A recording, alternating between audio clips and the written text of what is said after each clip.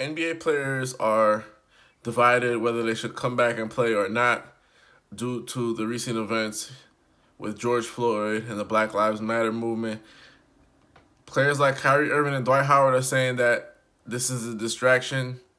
Playing basketball will be a distraction. It will detract from the Black Lives Matter movement and the changes that we are trying to make come about, the social changes. I implore NBA players to not lean on their own understanding, but to study their history. And don't mess this up. Don't mess this up. Study your history. Players, and I know they don't want to hear this. If I was a player, I wouldn't want to hear this either. The old heads or the OGs, they got it right. The Charles Barkleys, the Mike Wilbons, they got it right. You guys have to play, and you have to form a protest where they can see what's going on. If you feel like the NBA playing is a distraction, you be a bigger distraction. Protest during the game. Say the names of those who passed away. Don't sign a contract with Disney to play there or NBA PA to play until they can contractually agree to a commercial showing all the victims of police brutality. Use your platform. Millions of people follow you. Millions and billions of people watch you. You have to put this on display for the national stage. The NBA is the national stage, guys. It's not a local stage. It's not a state stage. It's a national, no, sorry, pardon me, global stage. Use it for your global stage. You guys have to play and put on your protest there for the world to see. And I'm going to tell you why. Some of the greatest activist sports players ever, they didn't just say, hey, I'm not going to play because police are killing my kind or there's racial injustice. They played, which opened the doors for that conversation and changes to play and inspiration as well. If you don't play, you're doing a disservice to people like Jackie Robinson, Muhammad Ali. You know, Jackie didn't say, well, they're not integrating, so I don't want to play. They don't like me. He played. He opened the doors for others. You know what I'm saying? When you look at somebody like Muhammad Ali, he fought for oppression. He got stripped of belts because of it. But it wasn't necessarily, he wasn't just saying, I'm not going to fight because of this racial inequality. He fought and still spoke about it, and he used his platform.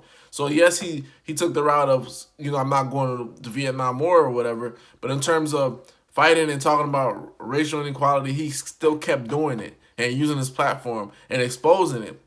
Because right now what's going on is, if you say you're not going to play, that's what people who are for police brutality are saying. Yeah, get out of here. We don't want to hear this. We don't want to hear this. We don't want to listen to this. But listen, guys, what you're doing is working.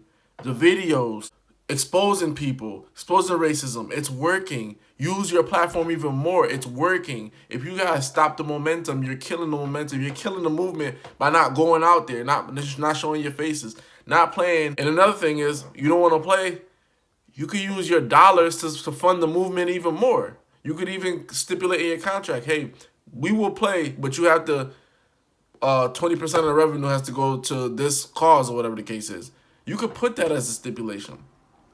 You have to use it. You know what I'm saying? Like, when you look at somebody like a President Obama, he didn't say, like, well, there's never been a black president. I'm going to go home and pack it up. They don't love me. They don't show no love for me. I'm not going to run. He still ran. You guys still got to run the race.